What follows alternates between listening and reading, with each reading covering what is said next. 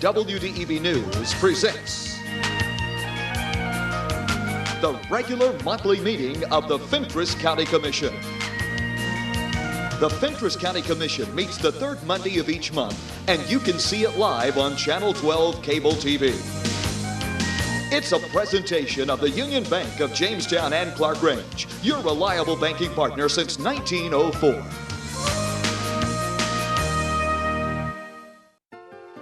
For more than a century, Union Bank has been serving the people of Fentress County. Now, as we begin a new chapter in our history of service, we want to take this opportunity to reassure you that while our building may be new, we're still the same friendly people you have known for years. Union Bank, the same people, the same goals, and the same commitment to you. Union Bank, your locally owned hometown bank for more than a century, growing to meet your needs. Equal Housing Lender Member FDIC. Please rise for the presentation of the colors. Remain standing for the prayer and pledge of allegiance.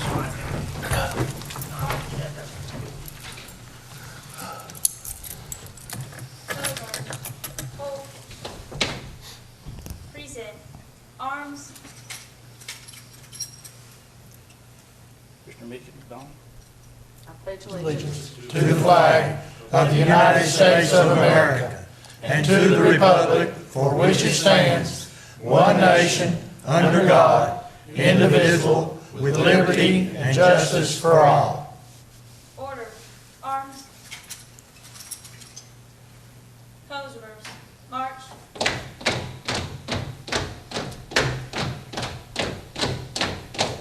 Forward. March. Posers. Hold. Order. Pose. Order. Arms. Commissioner Justin Miller will lead us in prayer. Let us pray. Most kind and gracious Heavenly Father, Lord, we thank you for another beautiful day that you've given us. Thank you, Lord, for forgiving us for our sins, Lord. Thank you for sending your Son to die on the cross for our sins, Lord. Thank you for saving us. And Lord, we thank you tonight for everyone that's come out to be a part of this county commission meeting. Lord, pray, Lord, that you'd guide our decisions. And Lord, we also pray that you'd keep everybody safe on their way home. In Jesus' name we pray. Amen.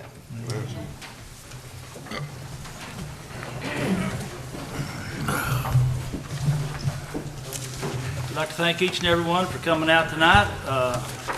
Ms. Marilyn, will you call the roll, please? Mickey McDonald. Here. Justin Miller. Here. Rod Williams. Here. Kim Davison. Benny Hughes. Here. Robert Cooper. Here. Lester Gooding. Here. Leon Stout. Here. Larry Cooper. Here. Wade Matthews. Here. 9 present, 1 absent. 9 present, 1 absent. Has everyone had a chance to look over the minutes from September 16th regular meeting and September 30th reconvened meeting? If you have, Make a motion to approve. motion by Commissioner Lester Gooden to approve the minutes, Second. second by Commissioner Rod Williams. Any discussion? Roll call vote, please. Mickey. 4. Justin. For it. Rod. For it. Benny. 4. Robert. 4. Lester. 4. Leon. 4. Larry. 4. Wade. 4. 9 for, 1 absent. Motion passes. Next item is the approval of notaries. I believe we have 1 new one and 2 renewals. The first one is new one is Donna Russell. Renewal for Nancy S. Cravens. And a renewal for Ryan Stanley Smith. Do I hear a motion to that effect? Motion to approve. Motion by Commissioner Benny Hughes to approve. Is there a second? Second. Second by Commissioner Mickey McDonald. Roll call vote, please. Mickey. 4. Justin. For it. Rod. For it. Benny. 4. Robert. 4. Lester. 4. Leon. 4. Larry. 4. Wade. 4. 9 for, 1 absent. Motion passes.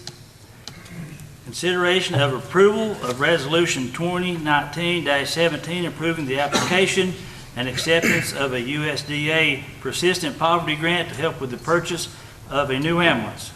Tyler? This is something the USDA came to us, told us that they were offering. It's a pot that, for the Upper Cumberland, Fentress County is the only one that qualifies for whatever is going into that pot. They say that they're going to have at least 50,000, hopefully more, contribute towards the purchase of emergency vehicles or something along those lines. Told them we're in the process of needing to purchase an ambulance. So this is something that that does qualify for this grant. Do I hear a motion? Make a motion to approve.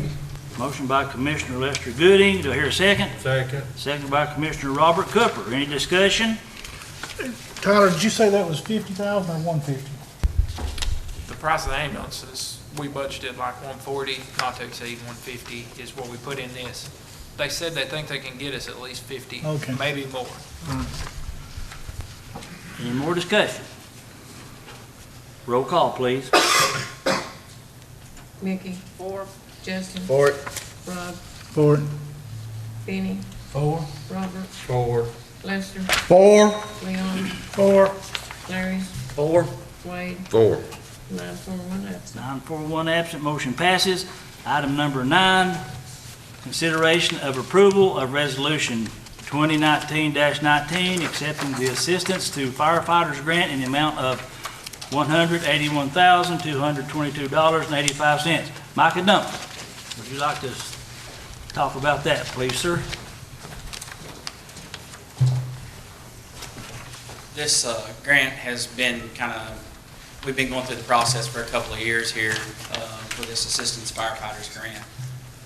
We've applied for it and have over the years and been denied and all that. But this is an acceptance of this grant for $181,000 to go toward a specific thing when you apply, and it's for loading systems that go into the back of the ambulances. If you've ever seen those before, you just pull the stretcher up into them and mash the button, and it assists for one more time that you don't have to lift, maybe save your back one more time. So it's a matching grant, 95.5. We should have the money within our budget to put the matching part in there with medical supplies and another line to match that $181,000. I think the matching part's like $9,000. So That matching part's coming out of... out of my budget already. It's already been budgeted. Do I hear Make a motion to approve. Motion by Commissioner Lester Gooding. Second. A second by Commissioner Justin Miller. Any discussion on this? Any questions? Roll call vote, please. Mickey. 4. Justin. For it. Rob. For it. Larry. 4. Wade. 4. Lester. 4. Leon. 4. Benny. 4. Robert. 4. 9 for 1 absent. 9 for 1 absent, motion passes. Item number 10, the consideration of approval of Resolution 2019-18, approving the application and acceptance of a Department of Children's Services grant worth up to $10,000. The grant dollars will be focused on helping prevent and mitigate the impact of adverse childhood experiences in Fentress County. This came to us last week, I think it was last week, and it's $10,000 that they asked us if we get this, which we're pretty sure that we're going to get this. There's no match to it. And it's for something toward children's service or something toward children's affairs. So what we're going to try to do with it is put it to the Children's of the Cumberlands and see if there's some way we can help them in some way. It's a pretty big deal here in Fentress County. Children's Services is, and so that's what we're hoping that it will go for, and hoping we can have a motion to approve the application and acceptance of this money. So moved. Motion by Commissioner Benny Hughes, second by Commissioner Leon Stepp. Any more discussion? That's 100% grant, no county monies, right? No, not to my knowledge, it's not. Okay. No match. Any more discussion? Roll call, please. Mickey. 4. Justin. For it. Rod. For it. Kenny. 4. Robert. 4. Lester. 4. Leon. 4. Larry. 4. Wade. 4. 10 for 1, or 9 for 1 absent. 9 for 1 absent. Item number 11, the consideration of approval to allow the Barrett Group to evaluate the county's revenue stream and to make recommendations on its items identified in the report. Ms. Donna Barrett. Thank you, County Executive. Good evening, ladies and gentlemen. I think I've met a couple of you last year when I presented in Baxter, Tennessee. And I wanted to, I'm grateful for the opportunity the County Executive has given me. If you don't mind, I'm going to hold this. I'll never get it close enough otherwise. To talk to you about what my company does and how we can help Fentress County here with your revenue streams. I'm Donna Barrett. I'm the owner of the Barrett Group. What we specialize in is revenue reviews. Your county, like many other counties in Tennessee, have a base of 10 to 15 revenues that are state shared revenues. Those can range anywhere from your hall tax to your sales tax, business taxes, various other gas taxes that go along with it. But you have these that you share with the state. A portion of that comes back here. And then you either can put it in your general fund or it gets divided up to your school fund and areas along that line. What we specialize in doing is reviewing those revenue streams to make sure nothing is missing or leaking. And what I mean by that is when the revenue comes in and it gets divided up, it may not necessarily go to where it's supposed to go. Nowadays, with everything computerized and most of the information starting at the state level, the state and the counties have become dependent upon taxpayers and their accountants entering everything in the system correctly. So the state trusts you, you trust the state trusts the taxpayers to put everything in properly. Nobody double checks everybody else to make sure it's going in properly. That's where I come in and I specialize in taking your databases, reviewing them, making sure that the distribution is properly allocated once it comes down from the state or from any other revenue source that you have. Now, we don't make guarantees on our revenue sources or on our recoveries because every county is different. You may have more revenue streams than a county that's similar size, but what I can tell you is in every county I've gone in, I have found something in the way of recurring revenue for the county. And when we look at these, this recurring revenue we're discussing is something that is a perpetual tax or perpetual fee. So our recovery isn't just a 1 year. You're going to see that continue for 30 years, 40 years, or however long the business or the revenue stream continues to come in. So we aren't just looking at a one-time tax, a one-time recovery. I want to give you an example of a couple of the taxes that we look at and how they relate to your county. Let's talk about your hall tax, your sales tax, you don't have a beer tax. Those are what we call situs taxes. You do have a beer tax, okay? Those are called situs taxes, which means they're supposed to go to the location in which they were generated.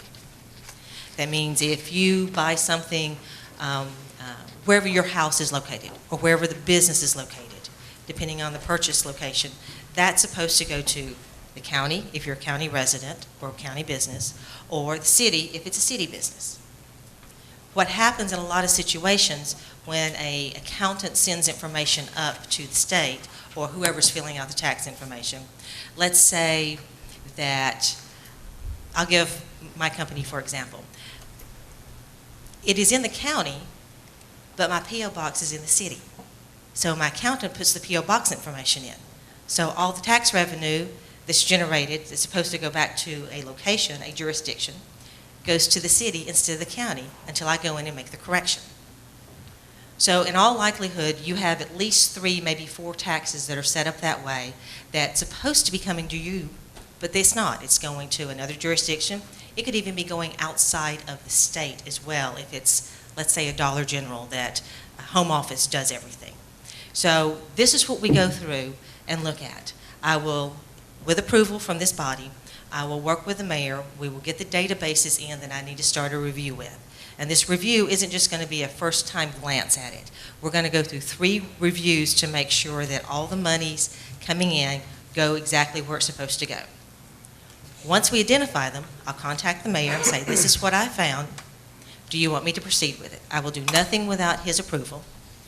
He will give me the approval. I will then work directly with the state to make sure all the changes are made. Once we do that, I will then work with the trustee to make sure all the revenue comes in. It's a complete turnkey process. I'm not just going to come in and go, here's the report, and now go find your money. I'll make sure everything comes back directly to where it's supposed to go, and all that's cleared up, taken care of. Your trustee or nobody in your bookkeeping office has to handle tracking down any of these loose ends.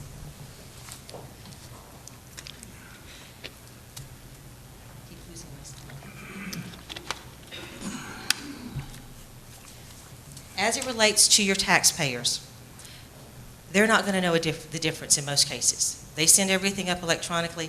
We fix those records. It comes back down. They don't have to do anything. Your bookkeeping office doesn't have to do anything.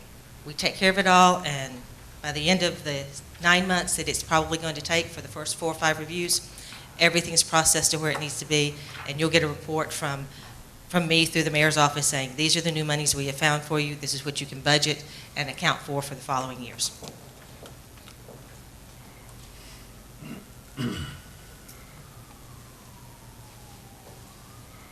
Now, when you talk about going through and doing these reviews, a lot of folks go, well, if it's just checking numbers, why can't our staff do it? Chances are your staff already has their plate full as it is. They're putting out the fires that come in daily.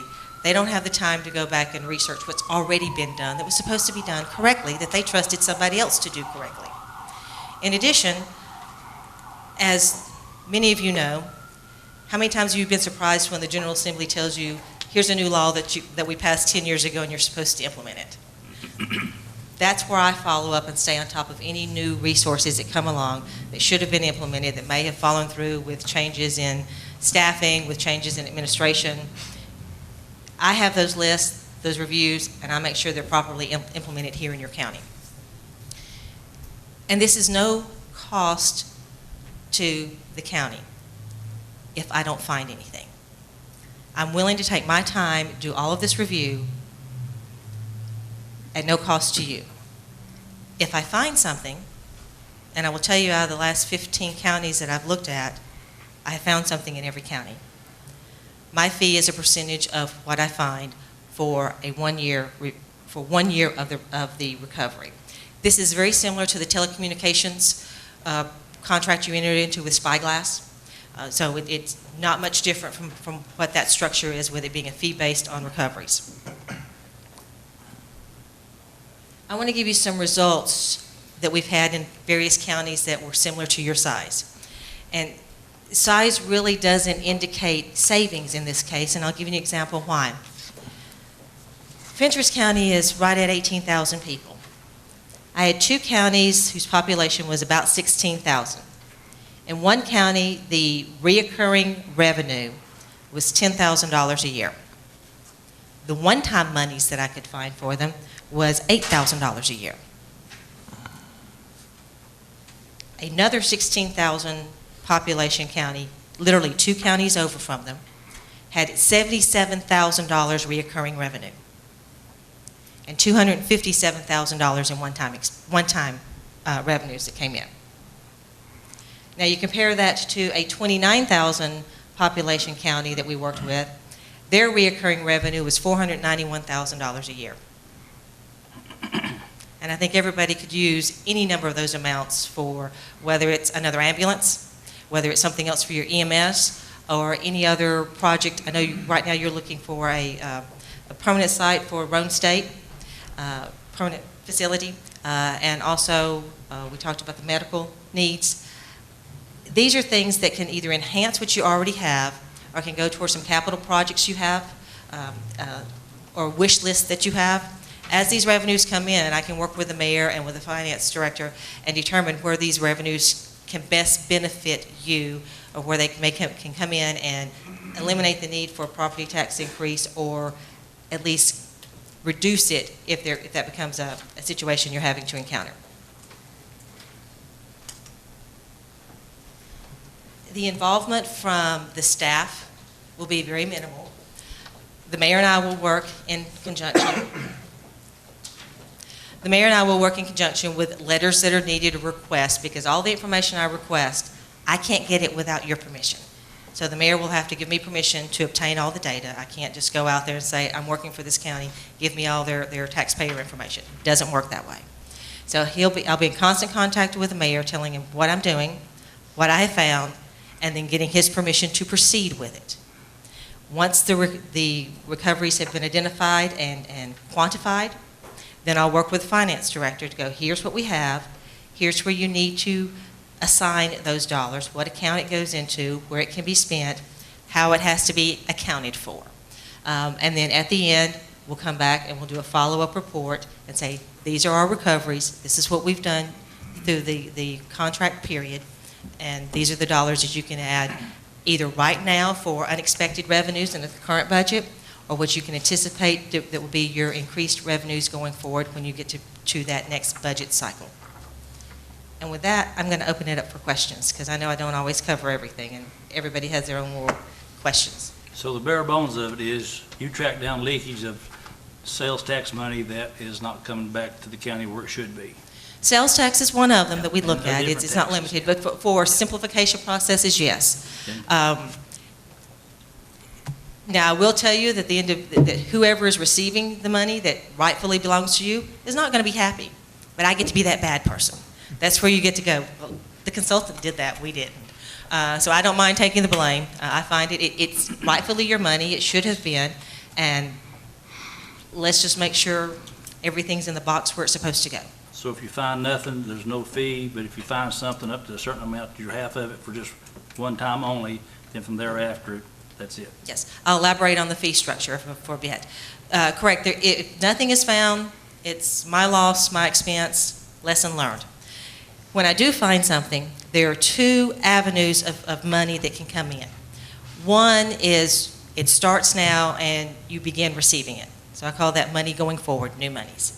And again, in most cases, that's a 30-year new money that you see in. It's just perpetual. And I'm using 30-year just as an example. So if we find $100, we'll use a small number so I can not mess them up. If I find $100 that's going to be reoccurring for every year, off that first year is where my fee applies. And it's 50% off the first year. So the first $100, if that's the recovery, I get 50. For the next 29 years, you get everything.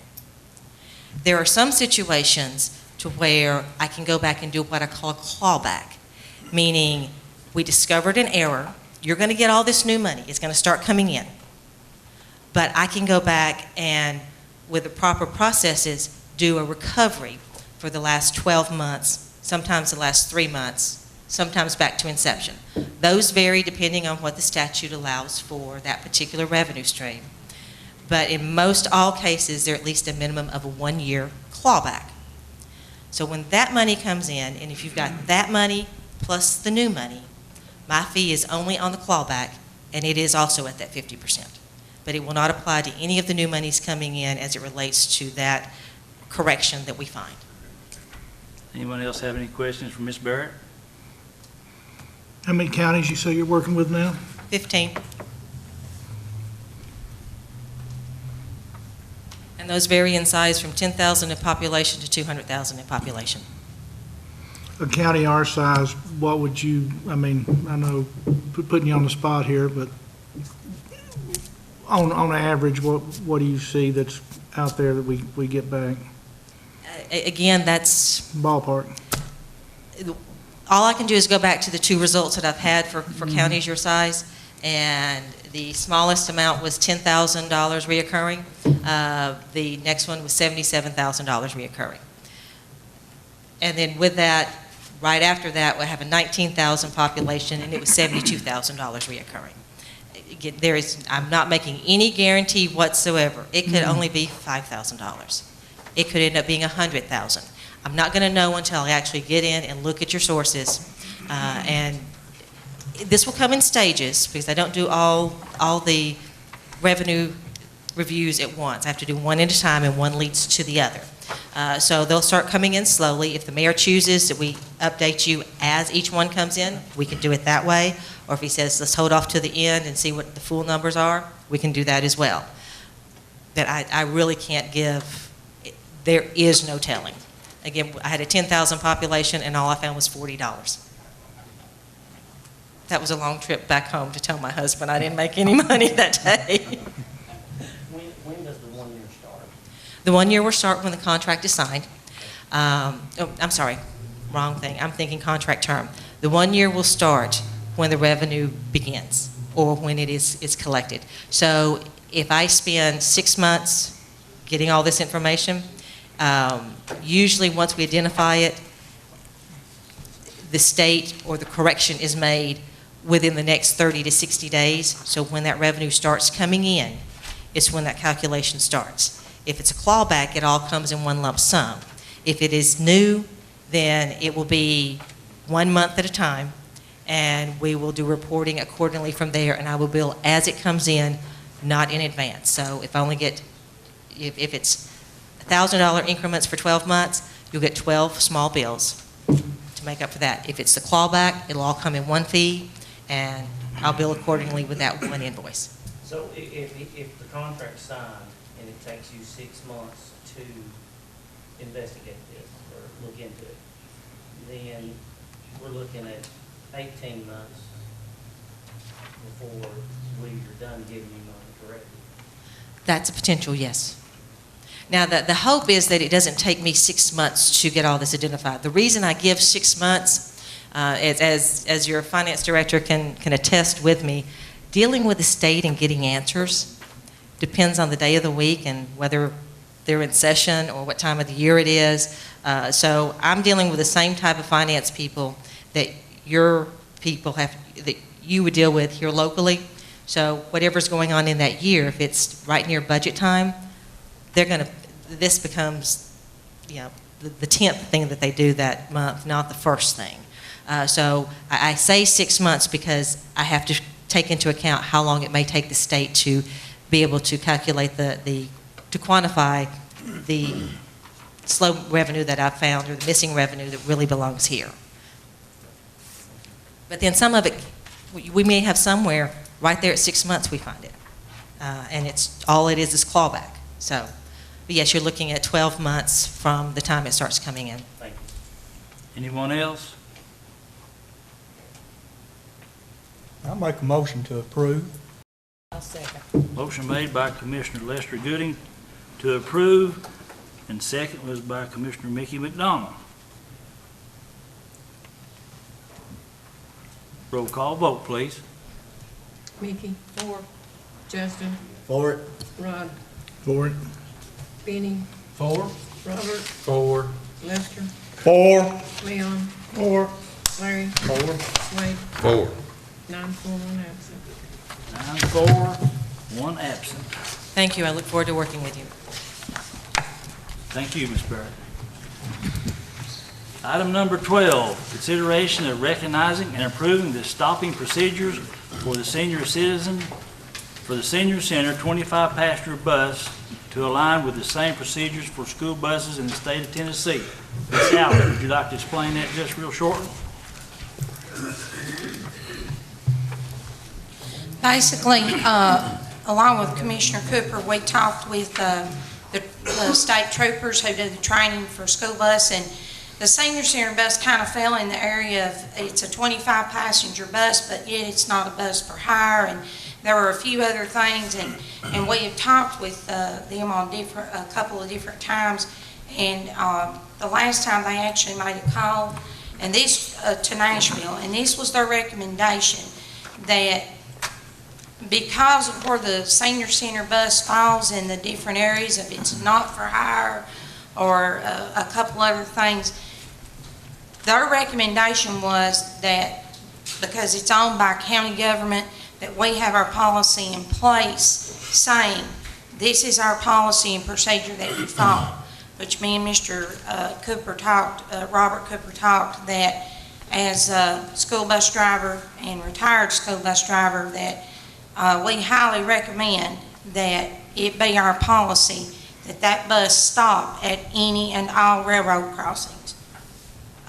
Just because you just need to when you're in a vehicle that big. You don't need to take a chance of simply trying to get across the track, especially if you got people on there. And, you know, for a school bus, it's the law. And by stating it's our policy, putting the markings on the back of the bus, there won't be any question. You know, if somebody hit the back of the bus per se, say, look, it was labeled, and we fall back, well, yeah, county government owns it, and policy and procedure was being followed.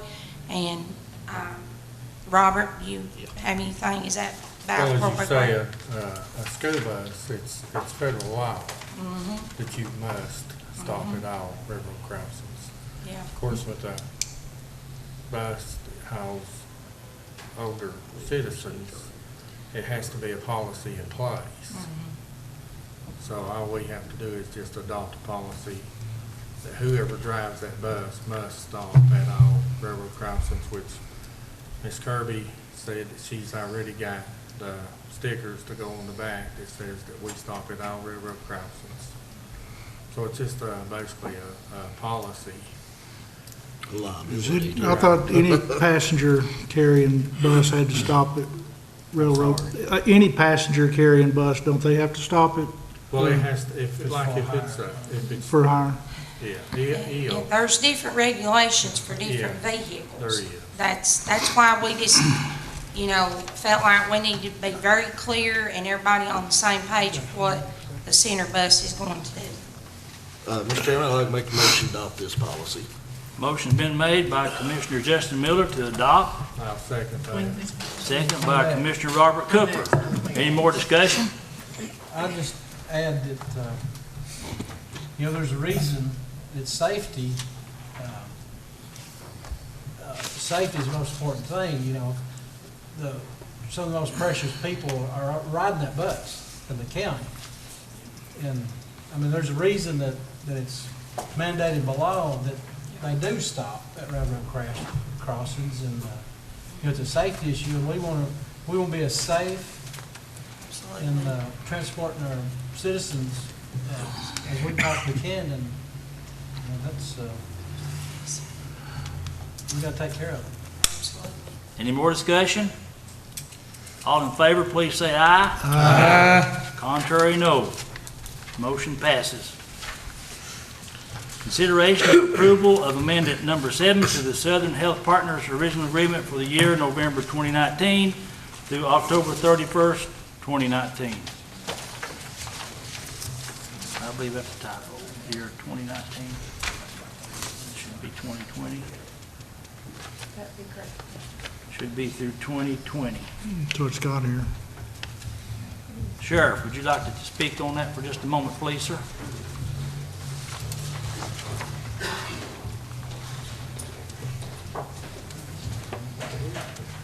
Contract review again on Southern Health Partners. It comes due once a year, renew it once a year.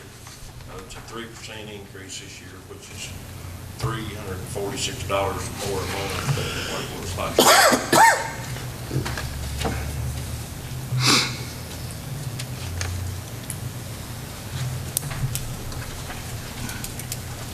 Any questions for the sheriff on this, or for anyone? That's gonna make it go about $4,000 more on the year. Correct? Make a motion to approve. Motion been made by Commissioner Lester Gooden to approve. Do I hear a second? I second. Second by Commissioner Leon Stepp. Is there any discussion? Now, Sheriff, they do things that some of the other bids we had don't do, right? I mean, what, we talked about the medication or something the other night, was that? Yeah, they pay up to, like, I think it's like $22,000 that they furnish worth of medicine. We don't have to. Right. But some of that medicine, you know, they don't cover, that they can't cover, we have to cover. But that's common through all the policy, no matter who you dealt with, it's in that. That'd be common. And they told us there are not several other counties are using this thing, but they're satisfied, and you've been satisfied, haven't you? And there's not like a vast number that you can choose from. There's hardly It's any. just like a couple or Yeah, just a something. couple companies that Right. cover this, so. Anything else? Roll call vote, please, Marilyn. Mickey. 4. Justin. For it. Ron. For it. Benny. 4. Robert. 4. Lester. 4. Leon. 4. Larry. 4. Wade. 4. 9 for, 1 absent. 9 for, 1 absent. Motion passes. Number 14, consideration of approval of Upland Design Group's quote to provide early design stage services for the future agricultural pavilion, which all of us know we got a $150,000 grant from the Department of Agriculture to build a agricultural pavilion with offices in front, and the letter in your packet. This is what the project, the full scope's not yet determined, but is anticipated this project could possibly include office space for agriculture extension, 4-H staff, exhibition barn space, public restroom space, kitchen concession area, meeting room space, and other spaces such as maintenance equipment storage, as Fentress County may determine. Mr. Allen Hill, he was here in a meeting about a month ago, and this is what he has come back to provide the early design stages of this, fee of $1,200. This will include development of floor plans and pictorial representations of the project. And he and Mr. John Gunner are going to go and look at the design of the Cumberland complex over there and see how it is, but I need a motion to approve this, if so be. So moved. Motion by Commissioner Benny Hughes, seconded by Commissioner Robert Cooper. Any more discussion? Now, didn't John already submit the floor plans to the state when he applied for the grant? He sent an approximate cost of it, is what he sent to the state, an approximate cost of the building. And then, when you come back to build it, you got to have some type of a plans to go by, and so, Mr. Hill he was here at the meeting that we had, I forget what day that it was, the building committee, and this is what he came back with. They asked him if he would go and put a figure together to have some plans drawn up, exactly, pretty much precisely how it's going to be, and that's what this here is for here. This is just a early design stage to do it. So he's met with John, right? Oh, yeah, John was there at the meeting. Oh, yeah, yeah. Mm-hmm. Yep. Anyone else? Roll call, please. Larry. 4. Wade. 4. Benny. 4. Robert. 4. Lester. 4. Leon. 4. Mickey. 4. Justin. For it. Ron. 4. 9 for, 1 absent. 9 for, 1 absent, and add to that, we'll need to get together someday and go out there and get with John and kind of pinpoint exactly where y'all want it to be, so whenever that time comes, we'll call each other and see who can be there and who can't be there on that day. Consideration of item number 15, consideration of surplus property from the Fentress County Highway Department. Superintendent Reagan.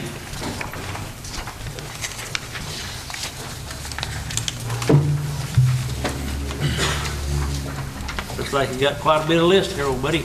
Yeah, I've got quite a bit of stuff to surplus.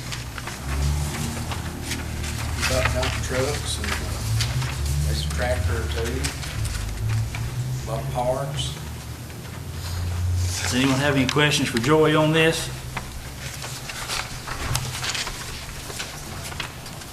Will always be on gov deals. No, part of it's going to be auctioned off around here. Okay. What's the Powell Mountain Fire Hall vehicle, Joey? That is like a 40s or 50s, like a Dodge Power Wagon or something like that. Does that go to general fund if it auctions, or does that go to the highway department? That goes to the fire department, I guess. I think It's either one of registered. those trucks will. There's Yeah. 2 listed. There's a picture up here. It looks like it's just slightly used. That was bought a long time ago. This is a lot of stuff that's been over there for several years, just sitting back there in the back, isn't it, Joey? Rusty down. Mr. Chairman, I move we approve them. I second. Motion been made by Larry Cooper to approve the sale, second by Commissioner Mickey McDonald. I'm sorry, got tongue-tied. Sorry, Mickey. Any more discussion? Roll call, please. Mickey. Four. Justin. Board. Rod. Four. Larry. 4. Wade. 4. Lester. 4. Leon. 4. Benny. 4. Robert. 4. 9-4, 1 absent. Motion passes 9-4, 1 absent. Thank you, Joy. Thank you.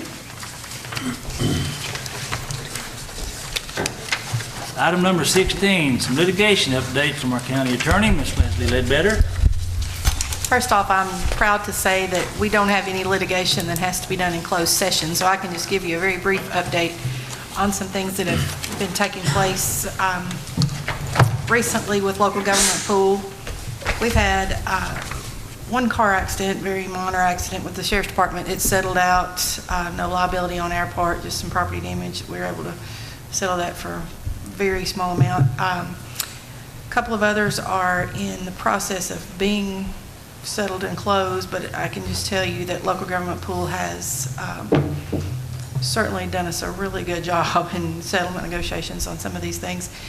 And we are not looking at any significant, tremendous outlay of liability, even through the insurance company at this point in time on any of these cases that are outstanding. There's a very few of them. So I will tell you we're in a much better litigation position than we've been in the last 3 or 4 years. Second to that, I did get filed the suit that you all authorized me to file, as we're a plaintiff in a couple of suits. One of them would be in the Park Volunteer Road situation. Mr. and Ms. Park have not responded to that yet, so Joy Reagan and I are just waiting on an answer to that, where there's a drainage issue, and I think probably Mr. Reagan will know more about any damage from that now that it's raining again, because when it was dry, it wasn't as visible an issue as was during some wet times. So we'll be keeping you all updated on the progression of that. Last thing, 2 things essentially. A couple of years ago, well, I say a couple, it feels like a couple. In 2014, we entered into a lawsuit. Y'all gave permission, or the previous commission did, to enter into a lawsuit to get back some payment in lieu of taxes for the money that Big South Fork sits on property in Fentress County. They don't pay any taxes, but the federal government owed us some money, and I think they gave us back a chunk of change several years ago, and then they finally paid that off and closed the suit. And we just got a little bit of money this last time, maybe $1,750, but that puts them up to date. So, you know, you got several $1,000s over the period of time reimbursed, and we actually closed that suit last week. The second one that we were authorized to enter into as plaintiffs was some of the opioid litigation. I think Amanda got a packet in the mail today. I don't know if y'all been watching the news, but you know, we joined in with several other counties in Tennessee rather, on a class action suit that said Big Pharma had not provided to Fentress County government numbers each quarter of the number of prescriptions written in their county, and the federal government's penalty was essentially we could sue on behalf of our citizens to do that. Most of the people we've filed against have claimed bankruptcy protections based on some of these opioid suits. So there was never it didn't cost us anything to enter into that litigation as a plaintiff. But I don't think any of y'all were really expecting a tremendous outlay of monies from them. But essentially, just wanted to let you know that it's a lot of litigation and may just be spinning some wheels. But it is still an active litigation, but a lot of the defendants are in bankruptcy at this point. But like I said, on a good note, in the beginning of this conversation, we as a whole, as a county, are not, and I'm not encouraging anybody to come out and sue us, but I just want to let you all know that there's fewer than 4 or 5 even squabbles pending out there, whether we're a plaintiff or a defendant. So it's been a really good year for us on the 2019, I guess, has been a much better year on the litigation side. And I would attribute that to, one, a commission who cares what the law is and upholds it yourself, and 2, our employees seem to have benefited maybe from having an HR person who just can be the bad guy and sell it to them. But a lot of these elected officials have come down and really said, hey, we want to know what the law is and we want to follow it. So help us, help you, Fentress County. And we've just had a good outpouring from that. So we're cleaning up a lot of that, just so you'll know. Thank you, Ms. Leslie. Our next one is consideration of the senior center budget amendments. Ms. Alice? Got some budget amendments there. They are monthly budget amendment for nutrition and for just the senior center activities. Tyler's got a copy of that. I don't got my copy. You got it? $826.50, $58.30. Yep. One was a fundraising line, and the $58.30 was a nutrition program. Yes, and the nutrition program is what Tyler reverts back to UCDD for income for them. Do I hear a motion? So moved. Motion by Commissioner Justin Miller. Do I hear a second? Second. Second by Commissioner Mickey McDonald. Any more discussion? Roll call, please, Ms. Marilyn. Mickey, for. Justin. For it. Rod. For it. Benny. Robert. For. Lester. For. Leon. For. Larry. Four. Wade. For. 9-4, 1 absent. 9-4. One absent. And any other business here, number 18, we have a motion to clarify and acknowledge Fox Upchurch Road as a county-owned road, which was erroneously omitted from the Fentress County Highway Department road list. I know the Planning Commission met last Friday, and the assistant to Attorney Amanda Howard was there and said that this maybe had a case going on, so do we need to do something about this tonight or not, Ms. Leslie? Well, I'll just give you information. That's really up to you all, but apparently Fox Upchurch Road is a small side road off of 127 there that's been there since the dawn of time. I guess Joy can testify to essentially how long that it's been thought of as a county road, but when we received a grant in 95-96 for 911 road naming services, it appears, in looking at the roster, was sent off to Nashville to get us the road signs. And the 1993 county map actually has it listed as Fox Upchurch Road. Someone said, oh, that's really Rob Upchurch Road. And they marked out Fox and wrote in Rob by hand over at 911, and those documents were found. And so Fox Upchurch Road did not get a road sign, although it has never been formally delisted by statute, as you all know. We've done bunches of those lately, seemingly, in the proper process to delist a road. It's been as maintained as any other road, I guess, in Fentress County, but essentially the people who had owned the property and lived at the end of this road or along the ends of this road were older, and they didn't come and they didn't call Joey or his predecessors and say, hey, give us some rock. Hey, we need the sides of the road mowed off. And some of the farmers back there that had cattle had probably done that, you know, on the leaseholds that they had. So there wasn't all that much of a controversy. Well, it has surfaced, I think, over in Chancery Court, and Ms. Howard brought this to my attention and said, oops, y'all's bad. I think potentially that 911 just saw that the two names were alike and said, oh, that's the same road, and we'll just put up one road sign. Well, they put up Rob Upchurch Road, where it is, but they left off one. So we just need to acknowledge that, and Joey probably can speak to that a little bit more to tell us, and speaking to him, he'd been down there, and since he'd... I've worked on it in the past.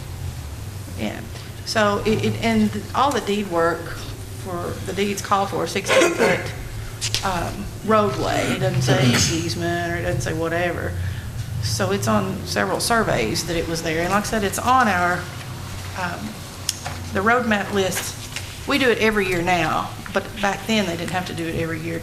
It's on the 1993 one, and these documents, and I'll have Amanda to put these in the minutes to show that it was there. 911 came along, and it was just human error. So here we are. And then if anyone has any issues with that, they can certainly bring that to any attention. But I just think now that the error has been shown, we just need to do something to correct it by acknowledging. So we need to acknowledge that it's a county road? Does they acknowledge it and wait till Because it's never been delisted. It was accidentally, erroneously omitted. So we need to say it's a county road as the Rob It is Fox Road? or It's Rob- Fox Up Church Fox Road. Up Church Road, or Rob Up Church, or whatever. It's Fox Up Church for okay. sure. And it's just simply been omitted from the road list. do we need to wait any longer on the Chancery Court? It comes up or anything? I can't tell you when that will be. I'm not involved in that litigation at all. I'm just telling you that the error is there. We just need to acknowledge it, and if they want to use, however they use that later on is their deal. But Do we hear a motion? I'll make that motion. Motion made by Commissioner Robert Cooper, second. Second. Second by Commissioner Justin Miller. Any more discussion? What is the motion, to right the error, or? That's what you was. Acknowledged, okay. What you were saying. Okay. Just as the Fox Up Church County Road. I'll pass this around and you can see where, this is actually comes from 911 on the order list. Showing all these roads are drawn in on our map. Well, they are. Leslie, what's the length of that road? I knew till you asked me that. Joey, you got any idea? Yeah, maybe. I have the feet on it somewhere, but don't ask me to quote that in front of me. It's been marked down. But this is what was sent into the state to get us the signs. It just didn't get one. People live. So the motion is just to acknowledge this, that it should be the Fox Up Church Road. And it should be on our road list. It should be on our road list. Motion's been made and seconded. Is there any more discussion? Does that mess them up at 911 on this or anything? Or, I mean, if there's an emergency down there, I mean, they're gonna know where to go, right? I don't even know if there's a road sign on it now or not. Is there even a road sign there, Joey? There's not even a road sign on it now, so. This will allow them to correct that if they haven't already. That would be Enon. Somebody can put one up. Yeah, we can get one put up when they get it, yep. Be- No more discussion? All in favor, please say aye. Aye. Aye, contrary, no. Motion passes. Okay, our next in other business, we have Bernadette Render or Jim Romer. Who wants to go first? Ladies first. Okay, Ms. Bernadette, you come right ahead. You dropped the paper, ma'am. In the interest of time, I have some notes. I want to go really quickly Okay, because I know Jim's may be a little long. okay. So I'm here to ask the commission, I'm Bernadette Rindler for 1515 Perimeter Drive, District 2. I'm here to ask the commission, in the interest of due diligence, to use your clout to request that the mining unit of the Department of Water Resources conduct a public hearing prior to issuing a national pollutant distribution and elimination system permit. Now, this is associated with the new mine that would be going in at the old Jamestown Quarry location near off 127 to the other mine, or the other quarry. And the permit application asks for permission to discharge treated wastewater and stormwater, and it says it would go into an unnamed tributary of the Wolf River. So a Kentucky engineering company submitted the permit to do this on the 25th of September. And that would put into place a 30-day notice period where our citizens could come forward. Citizens are directed to a website and citizens can request a public hearing. But a sign was not posted by the location until the 14th of October. And then it was in the paper. There's a public notice last week in Wednesday's Courier about the permit and about citizens who are concerned to go to this website and make a request in public in writing. So a few of us went to the Department of Water Resources and we contacted them. I think even the county exec got bounced around. First you get an answering machine and then you get sent to another couple of people. And finally, we talked to some people and they were very good. One of the managers was very good about saying, oh, you're right. If the sign didn't go up till October 14th, and it's not a very big sign, I've blown past it, don't tell the sheriff, but I couldn't read the small print. And then the paper didn't have it to the 16th. Let's like the notice period for people to come and ask for a public hearing up till November 14th. So we don't have till this Friday, the 25th of October, we have till November 14th. But we could not get the answer of what a significant interest or what would constitute enough interest for a hearing. So that's part of the issue, and that's what we're requesting.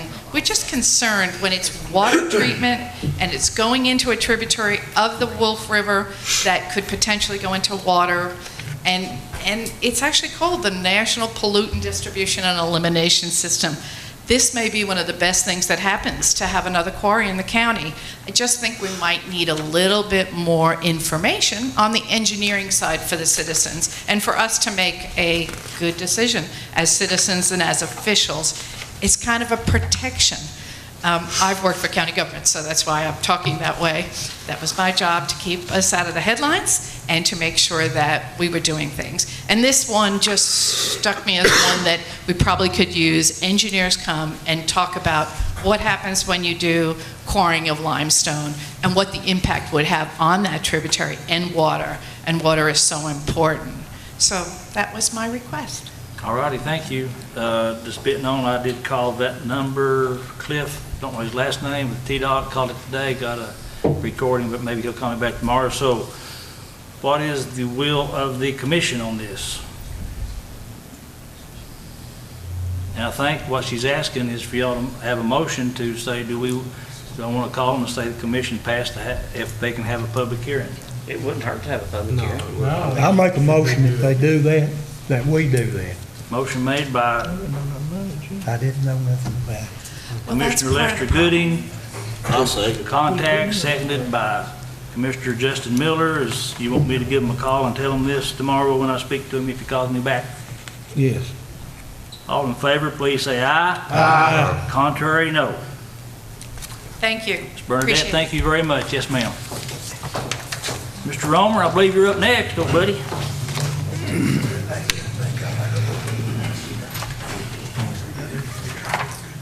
First, I want to thank the commission. I'm going to do what Ms. Barrett did a minute ago. Just hold it. Let's hold this. I noted in the last meeting you had that Rod made a motion and you all approved it unanimously to take some serious addressing of the hospital situation, the closing and all of that. And I've been kind of had this, you might say, under my craw for a few weeks. The nice advantage of being retired is that you can turn your attention to thinking a little more than that. And I first want to give great credit to the Fentress Courier and Jacob Rosenbaum in particular. I'm holding this up for the viewers. That Bill put together a list of headlines that appeared in the Courier between May 22nd and July 17th pertaining to the hospital. This is like putting the picture out there in a brief format of how it went from day to day to lose federal payments, to close the doors, sue Representative Wendell, unwilling to sell, and declines offer to buy.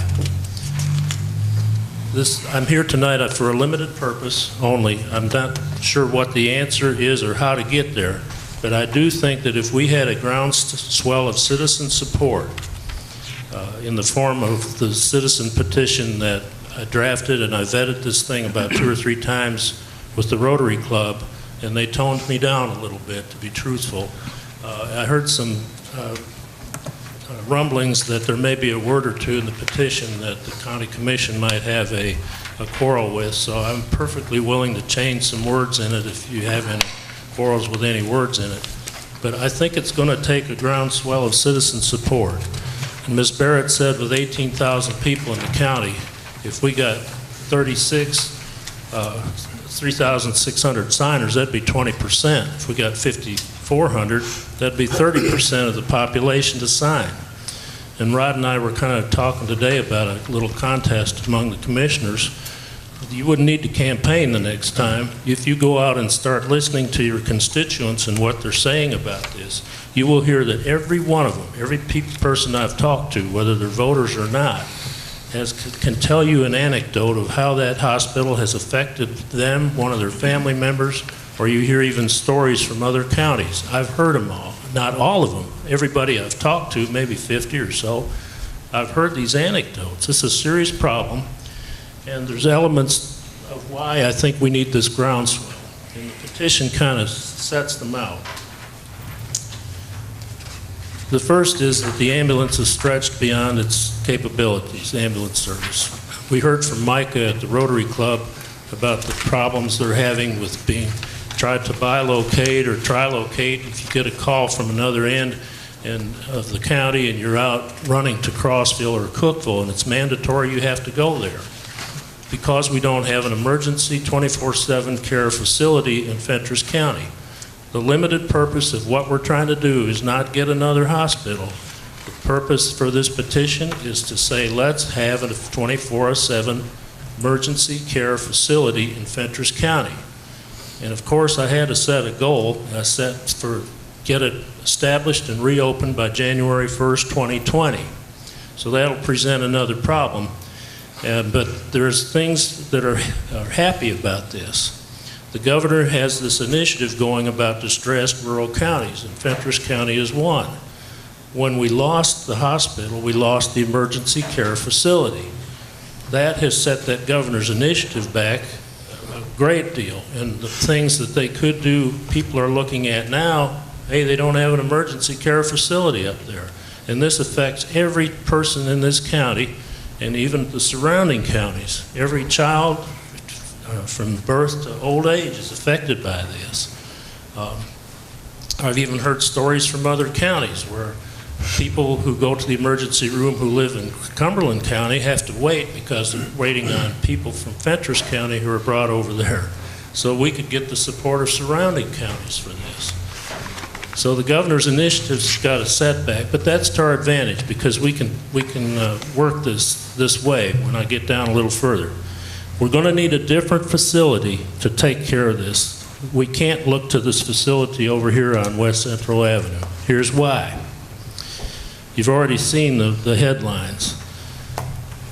Beyond that, they have liens against them totaling over $1.9 million, right filed down here in the Register of Deeds office. Among them, there's a lawsuit called Barron v. Renova Health Service, TN. That's one of the names this hospital has used, the owners have used, Renova Health Service TN, $252,872. CHC PSC et al. V. Jamestown Medical Center, Inc., Jamestown TN Medical Center, Inc. That's another corporation they formed. Another different name. And Renova Health, Inc. That's another corporation. They got Renova Health Service, Tennessee, Renova Health, Inc. et al. Judgment for $592,650, later amended to $729,372, and reserving the right to bring additional litigation. IRS has two liens filed, one for $474,294 and $460,991. Why am I telling you this?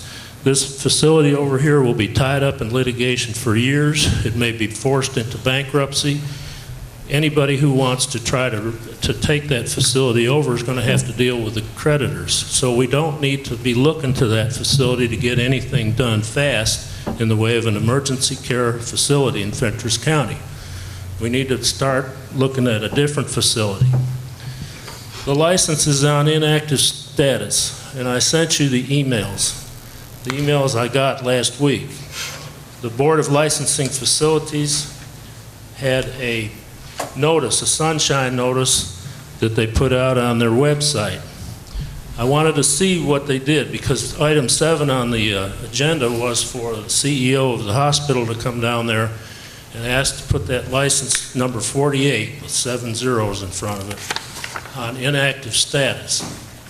They didn't stream it on the streaming, so I wrote them on October 15th, the same day I went to the Rotary Club and got this final petition, and everybody said it was okay, but the Rotary Club, I got to make clear, is not particularly endorsing this particular petition. There's a lot of people out there that want to wait and see what is done here in the commission tonight, because you are a valuable asset and a valuable link in this, and we admire the work you do, but we really want to see a groundswell of citizen support, because it's going to need it, like a wave that lifts the ship off the ocean floor, because we can't do it the way these elements are in.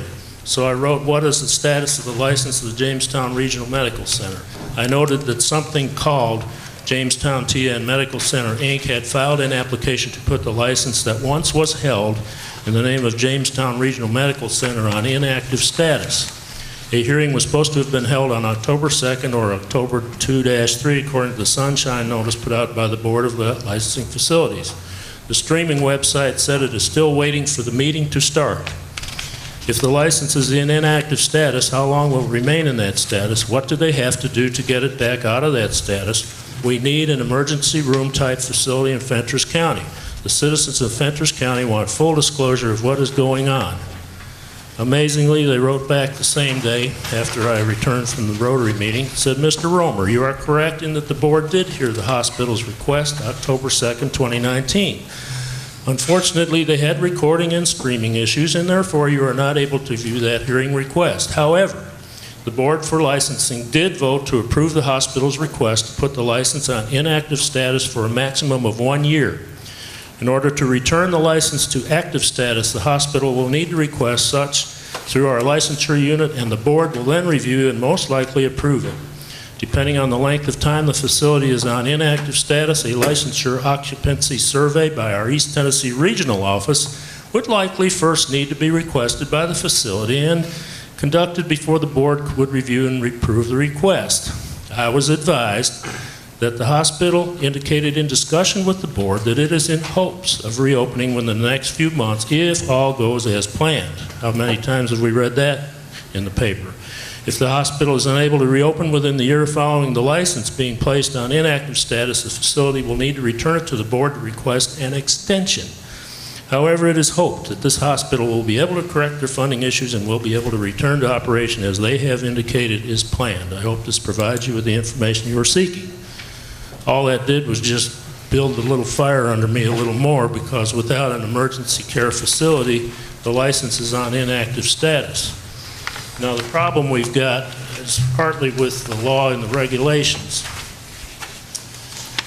And what I've studied in there, and I did some research, there's different licensing boards. You've got 2 elements that I know of, and there may be others. One is this license. That's the Board of Licensing Facilities. The other thing is what they call a certificate of need. Both of those things are hard to get, and they take a lot of time to get. And here's why we need this groundswell of citizens in this petition. Because what we need to do, the more signers we get, the better, to help you to get with Nashville. Because here's what has to be done.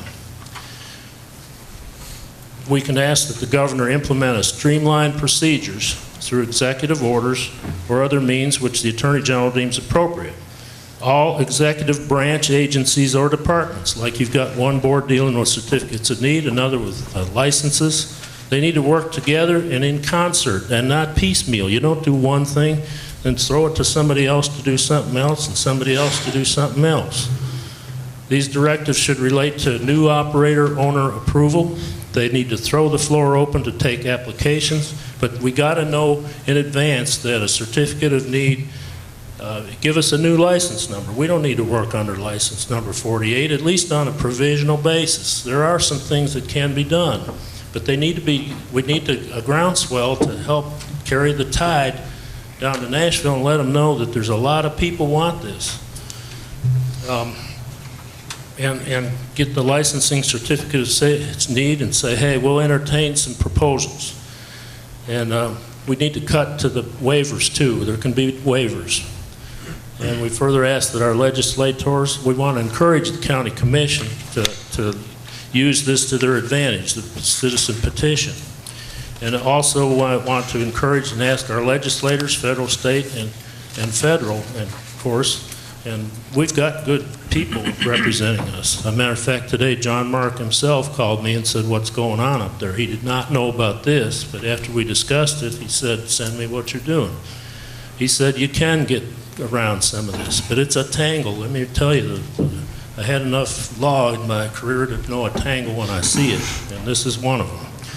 So the petition ends with the goal is to restore service by January 1. And we can ask it, you know. There's no harm in asking. Ask, and sometimes you receive. Sometimes you seek and find, you know. And about the law, I thought of a little slogan we might adopt. It was clear the brush and get it done. We've got a forest out there. The forest is the picture painted by these headlines. It's a forest. We've got trees. The trees are the laws and the regulations that they've got down there.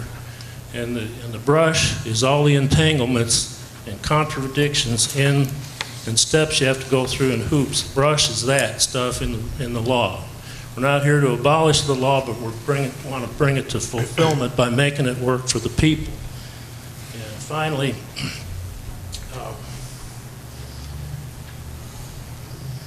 I'm reminded we need to emphasize to ourselves the mission of the health department in general and the whole. Their mission is, quote, to protect, promote, and improve the health and prosperity of the people of Tennessee. What a mission. But the voice of the people is to have that mission at heart and to encourage them in Nashville to take this seriously as they're taking it up here. And, you know, Lincoln in his Gettysburg Address was talking about a nation conceived in liberty and dedicated to the proposition that all people are created equal, and that the Civil War was a test of that, whether that nation could endure and survive. And he concludes that the dead at Gettysburg shall not have died in vain, that this nation under God shall have a new birth of freedom, and that government of the people, by the people, and for the people shall not perish from the earth. And this is an example. This is not the Civil War, but it's a crisis for one of the 99 counties in this state. And the voice of the people, as heard through this petition, is government by the people. Okay? So it's not anything to be feared. It can do a lot of political good to people who want to be in office and govern. So I'm not afraid of that. And I wanted to tell you something else. A great book is this book called Rawhide Down. Rawhide was a Secret Service code name for President Reagan. It's a great book. It's told from the perspective of the Secret Service. But in reading that book, they have this long narrative about how he was treated at George Washington Hospital in Washington. They first thought he wasn't hurt too bad when John Hinckley shot him until they started seeing blood coming out of his mouth. Then he was in a lot of pain, but he walked through the glass doors of George Washington Hospital when they diverted the motorcade over there. He was shot at 2:27 in the afternoon. Of course, they had a motorcade, but he arrived at the hospital and walked in 3 minutes later at 2:30. And they had a bunch of surgeons and a bunch of residents and all kinds of doctors there. And they kept him in the ER and moved him around a little bit until finally they had him lying on his back, and they were trying to figure out why he was breathing so much. Finally, they turned him over on his stomach, and one of the surgeons spotted a small opening in his back behind his left lung. And he said, well, I've seen this in Vietnam. That's a gunshot wound. That's a bullet. So then one thing led to another, but he shot at 2:27. By 3:08 in the afternoon, a little more than a half hour, he was on the getting surgery that fast, half hour. And one of the funny things that happened was he said, before they put him under, he said, he took off the oxygen mask. He was alert and alive through all this, and he said, how are the people in here? Are they all Republicans? And one of the surgeons was an avid Democrat, but his answer was beautiful. He said, "Today, Mr. President, we're all Republicans." So we can all be citizens. This is not a partisanship thing on this hospital ER thing. We all need it for all of our citizens. It doesn't matter your party. And I get a kick about watching the Braves game in the summertime. And they had a good team this year. And they've got this 20-year-old Ozzie Albies, plays second base. He's lights out, Golden Glove, a lot of hits, and he's Hispanic. So one night they're interviewing him, and he, in his elementary English, he's going on about, well, how are you doing? How are you doing all this good hitting and all this stuff? Came out with a 4-word answer: see ball, hit ball. That's it. So here's the see ball. See the ball? Here's the petition. That's hit the ball, okay? So I hope that you'll adopt it. Rod and I kind of discussed the idea that if you want to carry the petition, and I've got some to give you if you want them, in a signature page. Signature page has 23 lines on it for people to put their name, address, phone number, and email, and they can omit some of that if they don't want to be bothered. I'm not going to invade anybody's privacy that wants it on there, but I would suggest too that just not only voters, but anybody old enough to be soon a voter. You got kids 16-year-old and on up, go get them. But Rod and I thought if you had a competition among you all to see who could bring in the most percentage of voters in your district, I know some districts have more than others, but do it on a percentage basis. You could award a prize among each other. I'm not interested in putting out any prize money because I'm going to put my money into getting this paperwork by the courier, okay? But if you're interested in supporting it, and I'm not going to embarrass any of you, I'll have the papers back here. If you want to get some, that's fine. We do need to reserve where they need to be delivered to, and I can put that out through the media later on. But Bill's been very supportive. I know Kevin Baz had asked me too at the Pumpkin Festival to give him some information, but I wanted to bring it here to you first because I have respect for this body.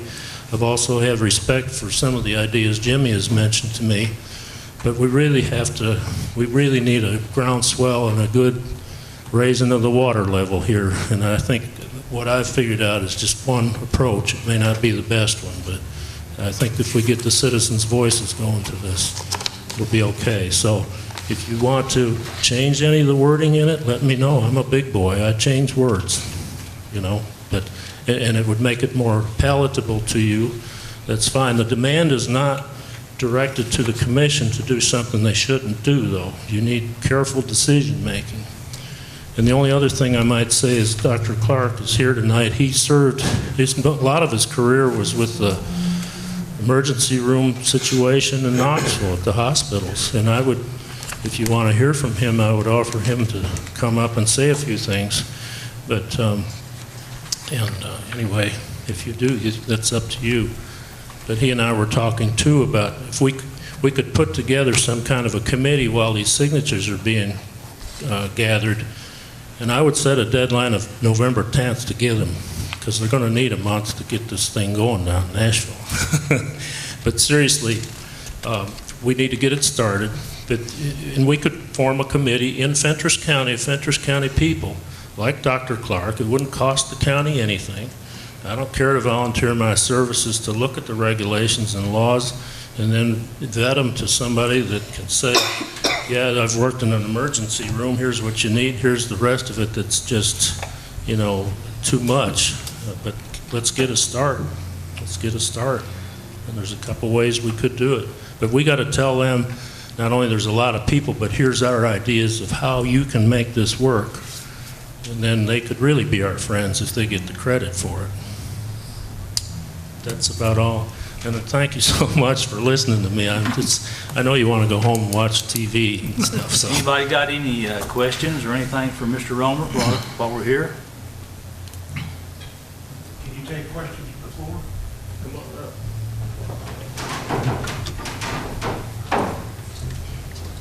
My question goes directly to what can we do about emergency services in the county? Since the licensure is on inactive status, moving that is going to be fighting an uphill period. About the only way we're going to change this is if we can get rid of the CON, certificate of need, that hospital has. In order to control medical costs, many years ago, the federal government and then the state governments fell in line and put in regulations that made facilities obtain a certificate of need to build a facility, and then the insurance companies fell in line, and if you don't have a certificate of need, you can't build. I can go out here and build a hospital, I just can't get paid for it. And so a certificate of need is absolutely necessary. There is a commission that meets for whatever they meet in Nashville, and they agree a facility is needed, and they issue that certificate. This hospital has one. Every facility that gets paid by CMS has one. So it is my opinion that we need to push the state to rescind the certificate of need for this hospital. Now, since it's in inactive status, could we move against that? I don't know. But I would encourage this body, and some of us have talked about it, and there is a petition that is around that as a body you should send, in my opinion, to the Board of Licensure and or to the State Health Department. I'm not sure of the body. It's a board within that. And ask them to rescind. As I understand it, once you've made that demand, they've got 90 days to act. And if they say, okay, certificate of need, it goes to them and they rescind it, that lets us do whatever we want to then. We can build another hospital. All we'd have to do is go and petition Nashville for a need. We've got the need. Everybody understands and recognizes that. Right now, with that certificate of need being in place as it is, invested in this hospital over here, there's little we can do. But if we demand that they rescind that because the hospital is not meeting our needs, then we've got a chance to move on. So do you have people prepared to do something if that certificate's done away with? We would have there would be 90 days for the state to move. If the state moves in that time, then, my goodness, this august body right here could decide, let's go buy a piece of property and let's put up a hospital and rent it. Or, I'm sure there are hospital corporations that are moving in here at the blink of an eye. There's lots of ways to go from that perspective. I think that, in my opinion, the situation with the hospital is the most pressing issue that this commission and this county is facing. I mean, I don't know about the rest of you, but I mean, the health and the welfare of our citizens is crucial, in my opinion. You know, I read down here about being a distressed rural county. I'm tired of being called a distressed county, but without a hospital, man, we're not going to be able to grow. We're not going to be able to recruit. I mean, it just really limits what we can do. I would like to, and I thank you guys for being here tonight, and I want the community to know that the hospital's it's the most pressing issue we've got, in my opinion. I would like to see if Mayor Johnson, I think we should put some kind of committee together with a few of the commissioners, gentlemen like this, and because there's more than one way to do this. What is the right solution for us? What's the most feasible thing that we can do? I think it's apparent that the current ownership of the hospital over there, like I said in the last meeting, they do not have the concerns of Fentress County in their best interest. No, they don't live. They don't live here. They don't live in this country. They're not even in the country. It's just a business transaction to them. These are our neighbors and our friends, and man, we got to take care of them. And I would like to see us, you know, put a committee together and what are the options? What can we do? Rod, petition that Don sent to you, are you prepared to present that to the committee? Absolutely. Why don't you read that to them and let them hear it? Please do. Okay. Here's a resolution to request for cancellation of CON for the hospital in Fentress County. Whereas the Jamestown Regional Hospital has been closed for 90 days, and whereas the citizens of Fentress County are in a crisis for hospital emergency services and inpatient services, and whereas the county EMS service are in crisis with a number of transfers due to no emergency services available locally, whereas the present CEO of Jamestown Regional Hospital, Michael Alexander, has issued new releases promising to reopen of the hospital with no dates given, and whereas there is no enforcement or mechanism to force reopening, and in lieu of this approach, we request cancellation of the CON and the hospital is not reopened by January 2020. This approach will allow the county commission to proceed to rebuild a healthcare facility for its citizens. No, go ahead. What Doctor is talking about, the certificate of need is held by a whole different board, independent of the licensing board. The license is another issue. So license is a hostage, holding us hostage, as is the CON, the certificate of need. I think, my recommendation, it would be that you do both things. If you want to adopt that resolution, that's good.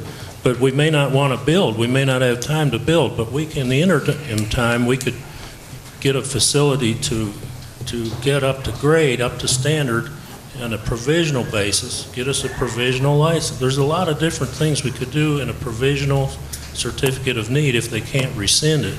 And you wouldn't even have to, go through this process. But I'd be in favor of let's get the groundswell going, if we can get, he agrees with that, so I think we could do both things at the same time. Go ahead and adopt that and encourage the groundswell through these petitions. Let's get a couple, 3,000 or 4,000 signatures. The groundswell is primarily to try to get emergency services.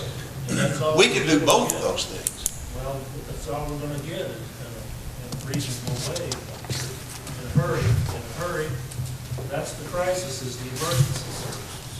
You fix that, you fix the ambulance service problem, and the budget you're going to be facing with all their costs that they've got and running all over. You've taken care of the citizens here. And then later on, if they can add to that, and go ahead and do the rest of the hospital part that they did at the hospital. But, it's important. But I think we ought to start small, but go after the jugular, and the jugular is the loss of emergency services here. Probably take two prongs to do it: certificate of need and the license. Can we not apply for another certificate of need? Well, that's where I would ask the government in Nashville, let's clear the brush. If we're hostage by a certain certificate of need, figure out a way to give another certificate of need. Why do we have to wait for theirs to be terminated? Get another one. A need is, like Doc said, it's so obvious you don't need to certify it. Maybe. All we can do is get the county attorney to go down there and apply for it, and they'll say, yes, you can, or no, you can't, because our reasoning is we have no service, and there is going to be no service for at least a year. Can we get a certificate of need? If they say yes, then, that certificate of need is moot. But if they say no, then the only way to go at it is to get rid of what they've got. And from our perspective, when we were first talking about it, was it appeared that one needed to go away because this, even though we're landmass large, we're population small. And so they look at populations and who's going to be served and costs and so forth. But since they're now inactive, we might be able to get a certificate of need for emergency services and or a hospital in itself. But unless we move off dead center, we're going to have nothing. What I'd like to do send her down there with an army, and the army would be 4,000 or 5,000 signatures. Don't send me, because this is the application. There are healthcare firms that do these. They know how to do it, but if we had the groundwork laid that, yes, come in, healthcare people, here's what they want to do. But we're going to have to say what does an emergency room consist of in a rural area that's going to be reasonable. Because if investors put a lot of money into it, wanting to do a hospital also, they're going to want to get their money back. And they're going to be charging people out the nose who want to use that facility over here.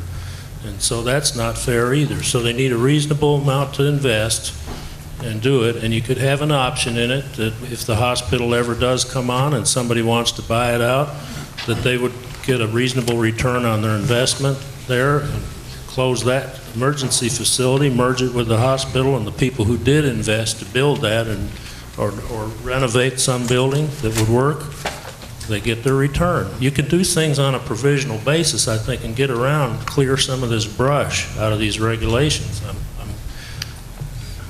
I'm always optimistic, you know. Sometimes I sink with the ship, but I think it's doable if we have the voice. I'll jump in there and say this. October 2nd, Jimmy and I went down. He asked me to go down to kind of speak the language with the Commissioner of Health, Dr. Lisa Piercy, who's had about 20 years of experience as a CEO, not just as a patient treater, but as somebody who's managed these smaller rural groups of hospitals. And to say, hey, look, can you clear the brush for us? What can you do to clear? And so the CON, she said, look, you've got to just, as Jim alluded to, kind of box Jamestown Regional Medical Center up and set it aside. Because without a bankruptcy trustee taking them over, there's not going to be a whole lot, just as this petition sets out. There is not, and that's just a fact we have to face, that it's a private entity, and unless one of their many creditors or the IRS, the federal government, forces their hand, that isn't going to be taken over by anyone anytime soon. And so we would just be sitting there waiting for them to act. And they're not showing us any good faith effort in anyone's opinion, I think, that they're going to act. But she went on to say the certificate of need should really be your least of your worries, because there are waivers and there are forms out there that if this facility is not using their certificate of need, that's not the primary issue of concern for the state, because the state says, hey, we'll, as she said, we'll make it work. It's just a matter of getting through that brush and talking to the right people in Nashville and making sure that those things can happen. But the big issue is getting reimbursement, federal money, because we ain't got no people here in Fentress County who got private health insurance. I mean, let's just call it what it is.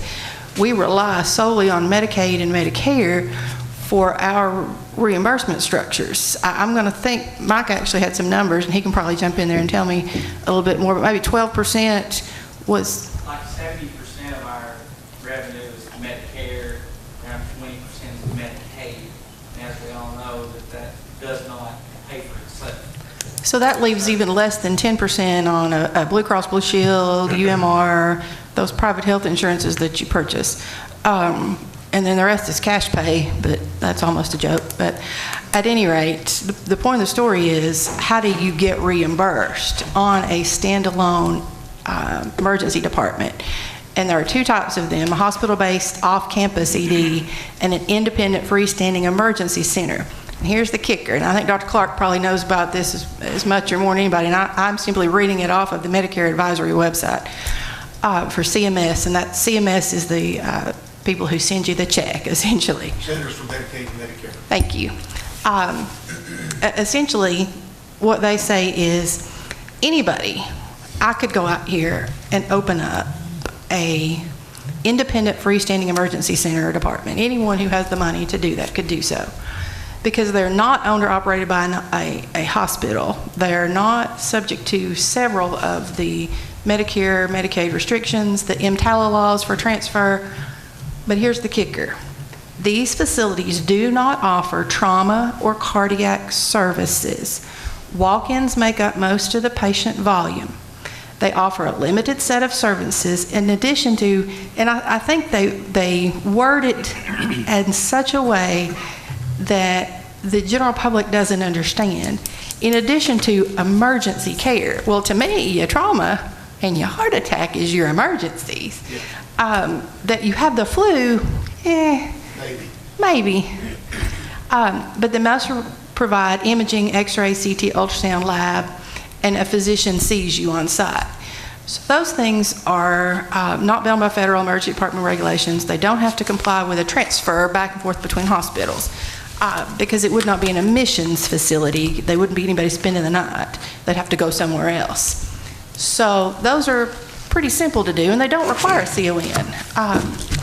But in order to get a cardiac and trauma care type of ER that's open 24/7, that is compliant with these Medicare and Medicaid rules, it has to be affiliated with a transferring hospital to take in your admissions. People that need more care than this emergency room standing on its own can give them. And it has to meet what's called the EMTALA obligations. And Micah, you can speak way more to those, but apparently you can't just run out here, and I think we've all run into this. I want my granny to go to Cookville, where her heart doctor's at first. Don't want her to stop over here. Well, that's not the way it works. Medicare and Medicaid won't reimburse you to go from your house to Nashville to the heart doctor who just did her heart surgery if there's a facility in between. So the types of partners that you can have are very limited. I'll say very limited. For us, they're limited to the facilities within a 35-mile radius that we could affiliate with. Now, how do we, Dr. Clark, how do we sell ourselves as someplace that those facilities will want to come? Some insight. When this first came about, the building that I'm in there, Dr. Doug's building is what I'll call it. You'll know what that is. The south end of it was not being used, and there was some consideration of using it as an ER. I said, don't think so. You can't get stretchers in and out, et cetera, et cetera. Crossville considered staffing that. I've also heard that Cookville has considered staffing a ER here as a satellite, which answers your question. Yes, that's what it would be. It's a satellite, essentially, ER. So that would be something that we would need to flesh out. So that's the next step. Yes. So in talking with the Commissioner of Health, what she told us was she'll help us cut through some of this red tape on a state level. You can't do nothing about the feds, but CMS would be answered if it came from Crossville, because they would bill through Crossville, or from Cookville. it has to be a Medicare-approved billing facility. Yeah. But here's the other thing with that. She says, essentially what you need to know is, what are your needs? And that's the question we all have to ask ourselves here. What are our needs? Do we need a hospital that admits patients? Do we need a hospital that provides Granny her mammogram and Grandpa his colonoscopy and a true emergency ED with trauma services and cardiac evaluations? Or do we just need a souped up urgent care? I don't know those answers. Those are not answers I can give you. But the answer and she made perfect sense, is, all right, what has Medicare, Medicaid, and private insurance paid for in Fentress County over the last 7 to 10 years? Because that's what your needs are, right? It's what you've been reimbursed for. It's what people are coming here for. So, as we all know, there's not been a lot of data provided by the hospital over here. Typically, you would be able to get that information from a facility. We know better. Just write that off. We might be able to ask Lynette. She might have it in her brain. Perhaps. The data is out there for the last year that was owned by Tenova, but not the first year owned by Renova. Tennessee Hospital Association compiles all this data. That's their job, I guess, is to take all that in and tell you what it is that's feasible in your area, because here's what Medicare and Medicaid has paid for over the years, right? So she has put us, I say us, not me, I'm just somebody who halfway speaks that language and with the commissioner down there, and kind of in medical terms can tell you what a heart attack is. But at any rate, she there you go. I use this analogy with Dr. Clark the other day, and he got it instantly, and not very many people do. I said, Dr. Clark, it's kind of like, and we're talking about the certificate of need, I said, it's kind of like I'm your typical hometown physician. I can treat you hypertension with all these old-fashioned meds, but I can't do your valve replacement when your heart stops. So at any rate, she has set us up with THA, or Tennessee Hospital Association, to get that data, because the time is to, I guess in her opinion, the next step is not worry about your CON. We'll make that work. Not worry about your logistics, where you're going to put your facility. All those will come, but the main concern is when you get to your facility, how's it going to get paid? Because it does you no good to own a building. It does you no good to have a CON if you can't get no money for it. So THA has that data that once they would bring it to all of the commission or to whomever, to Jimmy to give you, I don't know. I don't even get into that, but that's how you sell yourself to Cookeville or Crossville or Livingston. I think there's only 3, right, Dr. Clark, that are within the guidelines for reimbursement.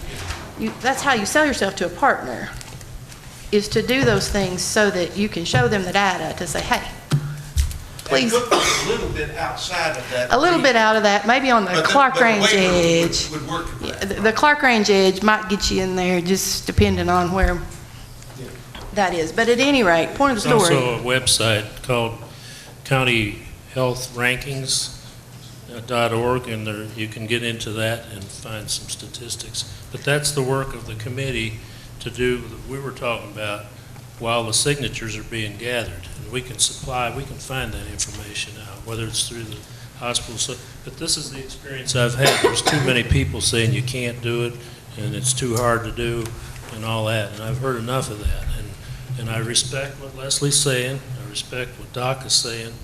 But I think we need a groundswell of citizens to say, let's clear the brush. We both agreed to that. So, and I'm, like I said, I can change a word or two in that as long as it does. But people got their backs up out here, and demand is probably a pacifying word in their minds. Well, Rod, your proclamation said to start something by January 1, and this petition says have it going by January 1. I know you gotta launch out. Huh? Asking you might receive, but at least set a goal to try to do something. And if they do say, yes, you can have a certificate of need, and yes, you can have a license, that's a really good start. And then you can open the floor to take ideas to do this from various people. We can be working on a committee of saying, here's what we think we need, and then people who would bid on it. Jimmy, you've told me there's several people interested, but their interest may not be what this emergency facility is. But I think if we got involved and say we went out here and built a urgent care, we built a small hospital, whatever, we would have to let it out to bids to start with to see who would be interested, because I think building is later in the agenda. The building is the last thing. Let's rent and upgrade what's already there. The operator's next to the last, and how, like Leslie said, how is that operator going to get paid? We already have a meeting. We have talked, well, I talked to the commissioner Friday, talked to the commissioner yesterday, and talked with the commissioner today. And she's given us a roadmap how to travel. And that's what we've been doing so far. We've met with them, and everything that Leslie said is that's what the commissioner has told us each time that we've met with her. The governor knows our situation. That's the first words out of his mouth when we met with him. You know, I know exactly what's going on in Fentress County. And my question to him was, I know you can't do nothing about what's happened in the past with the selling or the purchase of the hospital. You probably can't do nothing today, but if there's something in the future that you can do to keep someone walking in here with $5 or $6 or $10 million and say, I want to be in the hospital business, they need to be checked out to make sure they have. Just like Dr. Clark. He could run a hospital probably. I could go down to the money. I probably could open up the door if it wasn't electric to get into it. So that's what I'm saying. But everything that you're proposing here, we have addressed this, except for the signatures on several occasions, most recently. But like Ms. Leslie said, They are setting this up with a meeting with THA to get the facts and the figures, just like she said there a moment ago. Have you As asked far as- CHS for data? They own this hospital over here, community health system. Community health systems, yes, I know who you're talking about, it's not. Basically, all I've done is go down and talk to the commissioner, like I said, just on behalf of speaking that language. And her suggestion was, in order to get the longer, because you don't want somebody who's going to be in here for a year or 2 years. You want a long-term projection of what this is going to be. You want somebody who's going to sign on 10 years, 15 years, 20 years, because we'll be just back over here if you have a fly-by-night kind of relationship. So she suggested, the THA is the one who compiles that data over like a 7 to 10 year period, and they're the ones who I guess there's a requirement. So no, to answer your question, no, I haven't been asked to reach out to anybody. I was just asked to go down there. But we can get some short-term data, I think, probably from them pretty easily. Last week I contacted St. Thomas, UT Med, Covenant, Signature, and a local group. If we did something, would they be interested? Of course, they all said there's a possibility. As far as doing the labor, the due diligence, we're trying to do it the best that we can.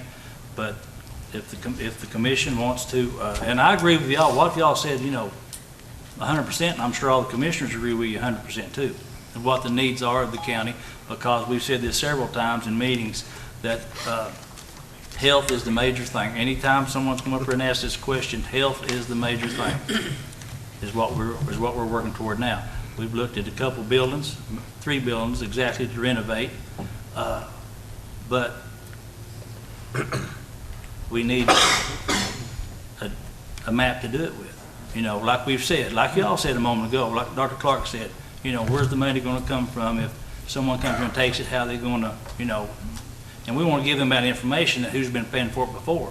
But as far as Rod's resolution there, that'll be fine. But we need to probably have a committee to go over it and make sure, let a committee say, yes, we're going to do this, and address however the committee or however the commissioner, if we want to have a full body commission meeting, that's well and good. However, to do this. And I'll jump in there and say, I think that we were just after the last meeting, sent on a real basic fact-finding mission to see what we could do, not to take any action. Y'all didn't authorize us to go down there and apply for a CON, although I did print off the application. I don't know if you can see how big this is, but It's a little bit involved. At any rate. That's what I was looking at and telling you. Tonight, I'm not here about the map. The map's going to take some time to do. I'm here tonight to get approval to collect signatures, or we'll get them one way or another to help you when you go with the map. But the map is another day, another bunch of time to figure out how to get it done. I don't know how to get it done. About the last month, 6 weeks, or 2 months, we've been on that road there. Yeah, I know, but here's the thing, you'll have more clout if you take 3,000 or 4,000 signatures down there. We can do that, we can hand deliver them, we sure will. I just All want right, well, everybody we'll to get know 'em. I know. we've not been sitting back dragging our feet or sitting on our tail end trying to get something done. Well, We've and not been. I'm proud of all that. We've rode the road out. Yeah, We've I'm rode the proud of road- that. We have rode the road out, and the commission has too.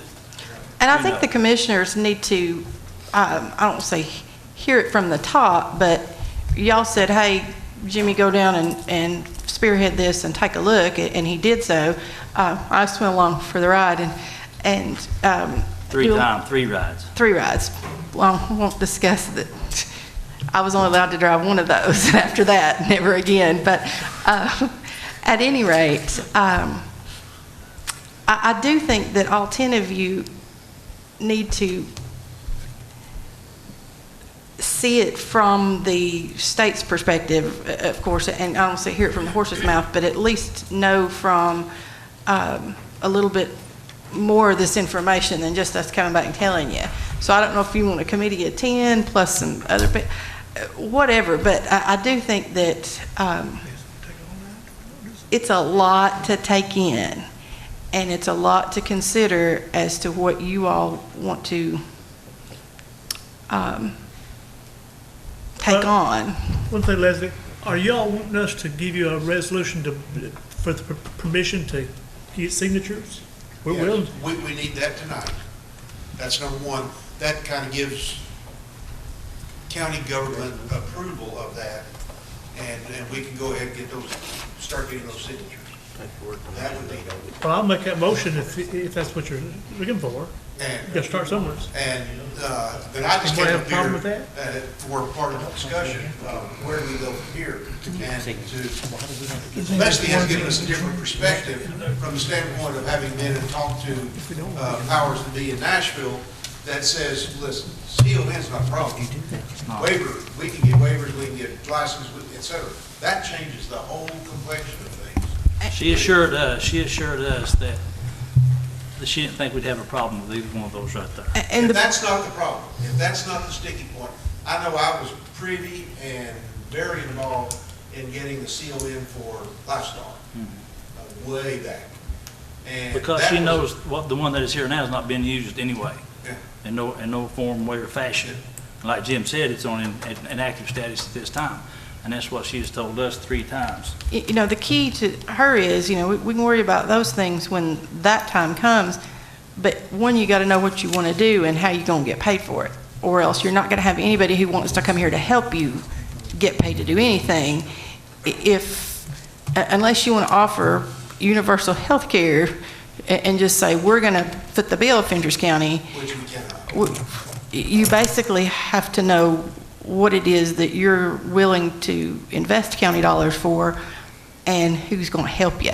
And that's the point I wanted to say a moment ago. We need to have our national representatives, senator and representative, in on this from the get-go and have them ready to help us with CMS moving along. They're aware of it. All 3 are aware of it and will help us any way they And can. I'll jump in there and say this. There is also something out there that you all may want to call your congressman, as I say on.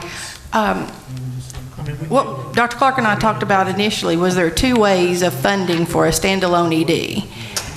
There is a proposal in Congress right now. Marsha Blackburn from our state has proposed a middle tier, which sort of puts us in a much better position in Fentress County that allows us to provide those things without this parent hospital or without so much of a partner and still get paid. You know, here's the analogy. You get paid $75 for a clinic visit, which is essentially what your ED would be considered, although you've got to provide the same CT, the same labs, and the same doctor. But if you're over here called a standalone ED and you actually get to bill for it through a parent hospital, you get $750. But there's got to be somewhere in the middle. So Senator Blackburn has that out there. Commissioner Piercy went and testified 2 or 3 days before we went down. She'd been in D.C. in support of that because it's basically where we are. And not just Fentress County, but there's lots of other counties too. So, that being said, what does the commission want to do? Get the signatures and the county stand behind it if that's their will. You get them to us, and I'll take them down there personally, hand deliver them. I don't think this board has to approve someone to get signatures. No. We've never in the past. If someone wants to collect signatures and bring them, we've accepted those signatures and sent them to the state. I believe But I don't know that we've ever gave permission to someone to. Not so much permission, but a resolution of support. But that's still asking us to give you permission to get signatures, and we've never done that. You know, if you, I mean, I've been here before, and somebody's come up and said, "Hey, here I've got 500 signatures. Would y'all accept these and send them to the state?" And absolutely, without a doubt. But I mean, as far as this body going on record giving you permission to get signatures, I don't think that's required. We don't want permission, we'd like a resolution in support of the idea. We can get the signatures, we can get them. I've got plans of how to get them already in my head. So you're wanting us to pass a resolution? It's just a resolution of support. Well, Young, you make that motion, right? I'd just like to see the word demand taken out of it. What's the wording of the resolution for support there? The one that Ron's got? Yeah. No. I've never seen it. No, this is for the cancellation of CO. That's a different resolution? Yeah, that was What is the resolution of support that you want the commission to pass tonight? this one here. That says demand and executive order in it. Yeah. And this is the one, Well, I think demand's a little harsh This- considering we've done everything we could. this is the petition that's Well, approved you by the want a Rotary motion, Club. you want a resolution that, This is my fault. that we will support the The idea of getting the signatures. idea of getting signatures? I'm That willing to resolution's change the not word written. demand if you want to It's not give me written. another word. Request. Leslie? I'm sorry. Can we, Can we pass that? can we to the get members? one written up? We have a reconvened meeting on the 28th about surplus property. Can we get one written up and pass it then? That's up to you all. I mean, I don't have any dog in that fight. We need the wording of a resolution. Or you're just gonna We do need a something motion worded. or a resolution? I mean, I mean, I'm not arguing that we don't, that we don't need to do this. I'm just saying that, it needs to be written down and. You just we've want all a said you want a we letter want of a support. hospital. You want a letter of support. I would just say that the commission goes on record as supporting the idea of getting signatures to support the idea of getting an emergency facility in Fentress County. We don't have a map, we don't have any of that. If you want to change the word demand to respectfully request, it's pretty soft, but the backs are up, but I'll change it. I can get. Is that something you can get written up, and then the 28th, we can vote on it, they can vote on it and pass it, because we're going to reconvene the 28th, so. I just say be it resolved that the county commission is on record to support getting signatures to support the hospital, the emergency facilities. I would write it in 2 minutes, right here, right now. And then if you say, yeah, we'll consider it the 28th, I'm gonna go try to get signatures in the meantime. If the commission wants to pass the resolution of support, sometimes you have to do things for the first time. What's the will of the commission? He'll sit here and write it out, what you vote.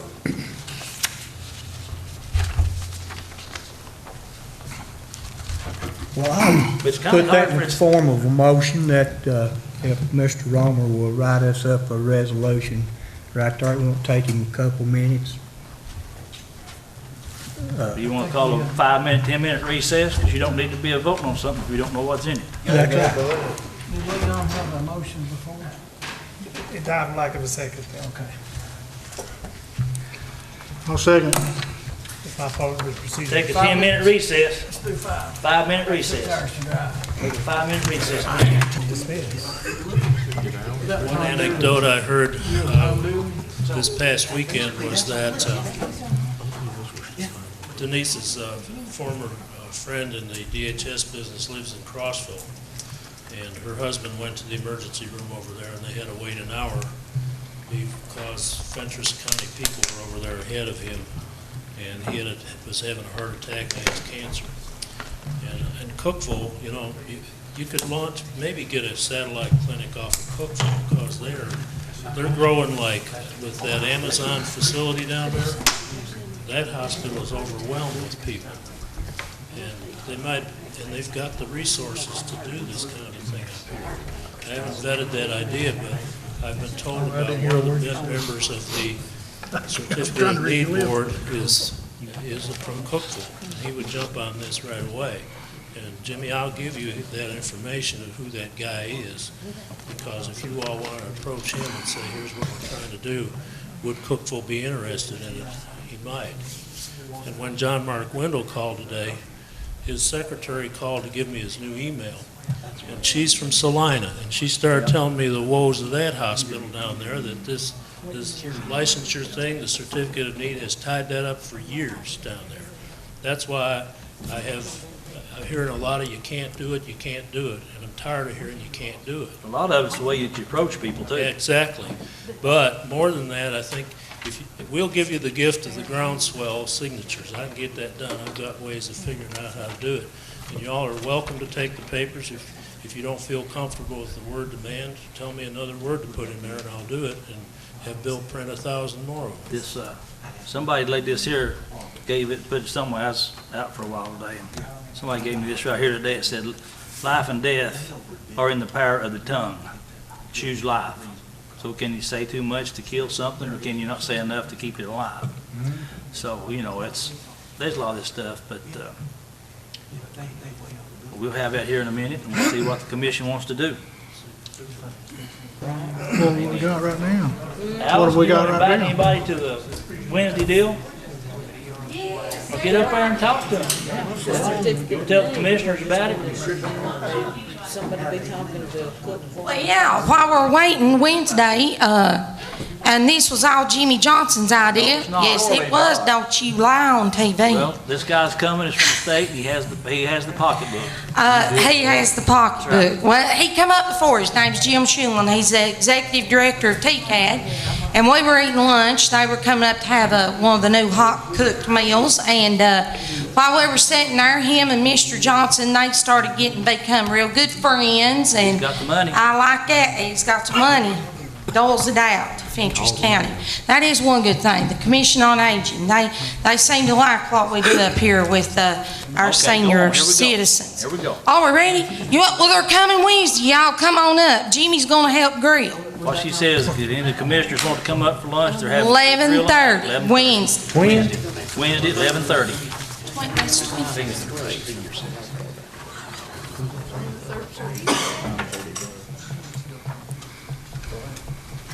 We ready? This here's what the resolution will be, that if you decide to pass it tonight or whenever. Be it resolved that Fentress County Commission goes on record in support of the idea of obtaining as many signatures of citizens as possible to request that Fentress County, at the very least, regain and reopen a 24/7 emergency services facility as soon as possible. It'll be approved, if it is tonight, the 21st date of October 2019, or whatever date it's approved, it'll be passed at that time. So, what's the motion? I already made the motion to approve. Motion's been made to approve. I'll second. The second's been made by Commissioner Leon Stepp. The motion was made by Commissioner Lester Gooden. Is there any other discussion? Did we need any motions to change maybe some of the wording that's kind of like demand and stuff like that, or is this? This has is already been this is the changed? new one right here. Okay. The one I just I'm sure read. on a legal standpoint that you all understand that you are not promising the citizens of Fentress County, because I do know how people tend to occasionally misunderstand, that you all are not saying that you pledge to open then for the citizens of Fentress County a 24/7 emergency care service by January 1, 2020. You be sure you put on record what it is that you're in support of, and that is the signatures, to let Nashville know how serious, what the need is and how serious the need is. Not that you all are pledging any budgetary or legal obligation to do so. In other words, it's just another step to maybe help in the right direction. Mr. Chairman, I know this is a very important thing that we need to resolve in Fentress County yesterday. You know, I'm not saying that we prolong anything. But, you know, we've had standard rules in place that we don't pass anything that's gave to us tonight, which this has been given to us tonight. We meet back here the 28th. I'm like Leslie that, you know, we're giving false hope to Fentress County when we shouldn't be. Oh, I don't mean that at all. But I mean, I do. I think that's what we're doing. I just want you to be sure that you're not making a legal pledge. I'm going to make a To have motion it that we table this motion until the 28th and reconvene with a proper resolution than 4 lines. Motion's been made to table this motion until some further information is gathered, and to come up with maybe a few more words or a few less words. But that doesn't mean they can't get the signatures. But they can go ahead and get the signatures. Correct. Is there a second to that motion? I think it'd be more effective if the resolution was more thought out and worded better and more than 5 minutes put into it. It would help the county more. Is that a second? That's a second. Motion's been made to table. by Commissioner Larry Cooper. Motion has a second by Commissioner Wade Matthews. Roll call vote. We're voting on which one? Now, this is to table it This until is to table it until the 28th. 28th to get more understanding. Mickey? For. Justin? For it. Rod? For it. Benny? For. Robert? For.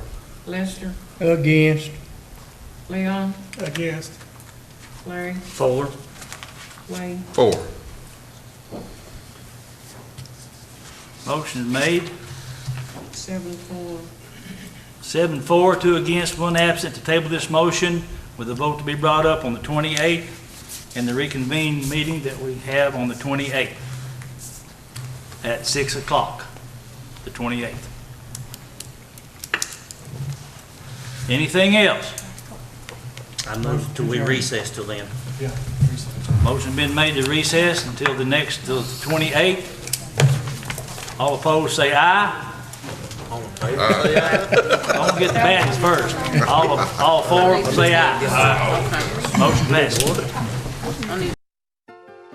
For more than a century, Union Bank has been serving the people of Fentress County. Now, as we begin a new chapter in our history of service, we want to take this opportunity to reassure you that while our building may be new, we're still the same friendly people you have known for years. Union Bank, the same people, the same goals, and the same commitment to you. Union Bank, your locally owned hometown bank for more than a century, growing to meet your needs. Equal housing lender, member FDIC.